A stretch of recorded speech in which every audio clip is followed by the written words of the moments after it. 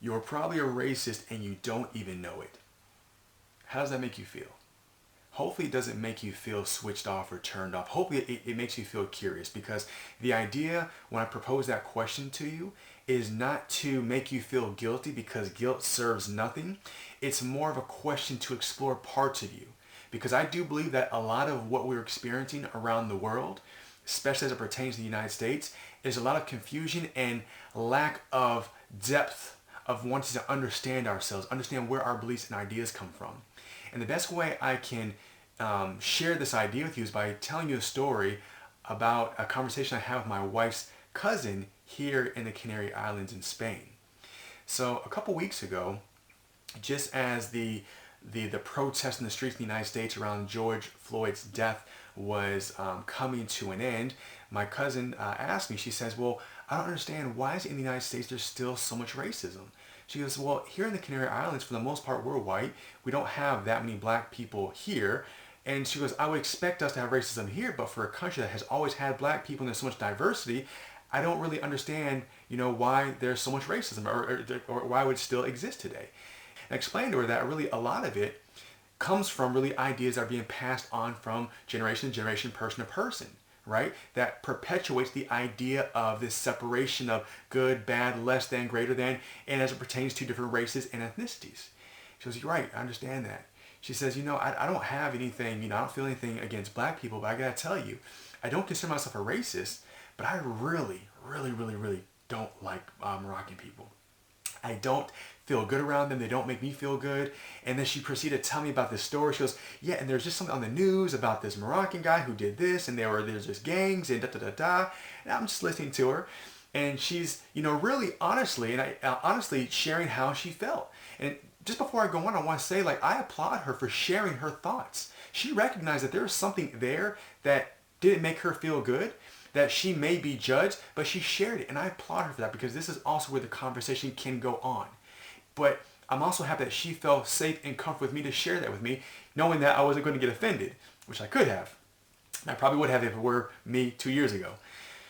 I asked her, I said, well, let me ask you this. Do you have any Moroccan friends? She goes, no, I don't. I said, do you know any Moroccan people? Do you work with them? She goes, no. I said, have you ever seen a news story or anything like in the newspaper that talks positively about Moroccans? She goes, not that I can remember. I said, do your family and your friends, do they speak about Moroccans in a positive light? She goes, no. And she goes, no, they talk mostly about the war between Spain and Morocco. They talk more about the violence. They talk more about Muslims in general. And so that's what comes. I said, so when you say you don't feel good around Moroccans or you don't like them, where do you think that comes from?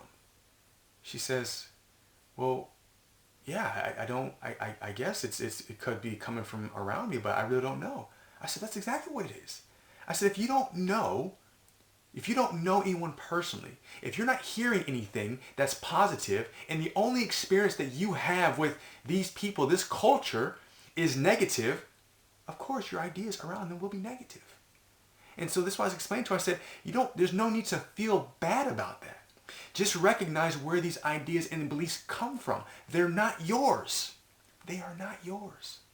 So the moment you can understand that it seems to be that this whole swath of people, a culture, an ethnicity, seems bad, but you're not hearing anything good, this is where I do say it's your responsibility to take the time and curiosity and interest to explore the good about that culture, about that country, about that race, about that ethnicity.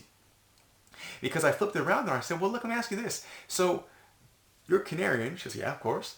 I said, do you know a lot of shitty Canarian people? She goes, yeah, of course I do. I said, have you heard stories about Canarian people murdering people and raping and theft and all doing bad things? She goes, yeah. I said, but do you have anything against Canarian people? She goes, of course I don't. I said, well, why not? And she goes, well, yeah, I guess because, I know other people. I know actually the people who are good. I hear stories of Canarians doing community service. I see them. I hear the song, but also I'm Canarian as well. And that's also where you get to flip it on yourself.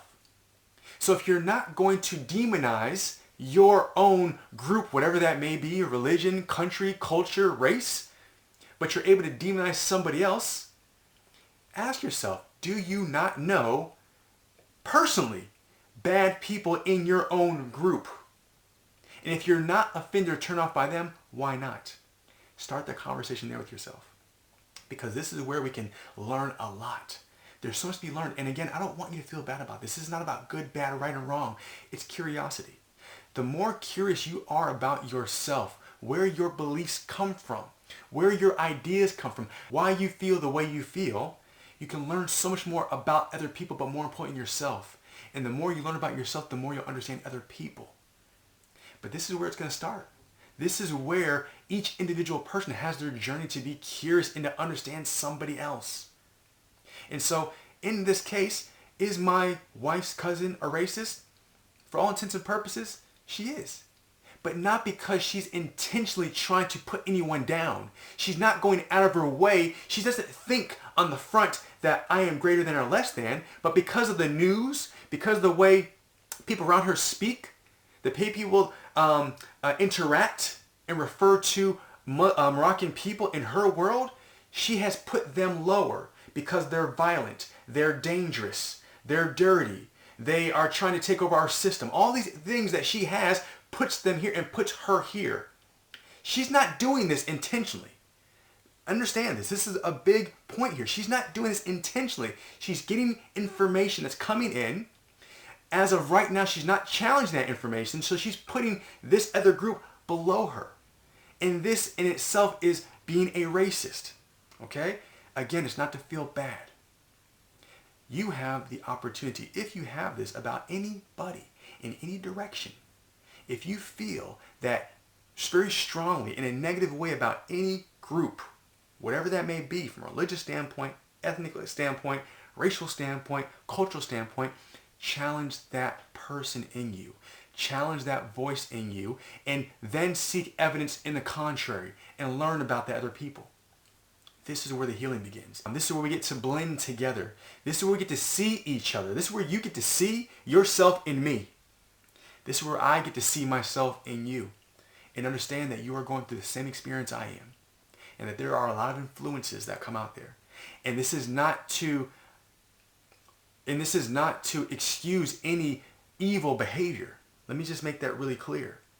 Anything that's going to hurt somebody, that's going to put somebody down, that's going to damage someone, that's going to impede someone, that is not okay. What I am saying is get curious about where your thoughts and beliefs are coming from. Get curious about what may be motivating someone else. And so the fact of the matter is, you may be a racist and not even know it. You may have these ideas and not really know where they come from. But you can also be the person who's not going to be a racist. You can actually be the person to seek out the balance. The person who's going to seek out to get both sides of the story. The person who's not just going to accept what's being thrown at them, what their family is telling them, what their small community is telling them, what the news is telling them. You're going to be the person who's going to challenge those ideas and seek other information to understand. And that, my friend, that is where you get to be someone who's going to be more compassionate. That's where you get to be part of the solution. That's where you challenging yourself is going to do so much more than you sitting back on your TV, watching the news, screaming at the news, not understanding why people are doing what they're doing. So you have two options. You can continue to be the unknowing racist and without knowing being part of the problem, or you can educate yourself, you can challenge yourself, expand your vision, and be so much more impactful. You can be part of the solution without even having to change anyone else around you.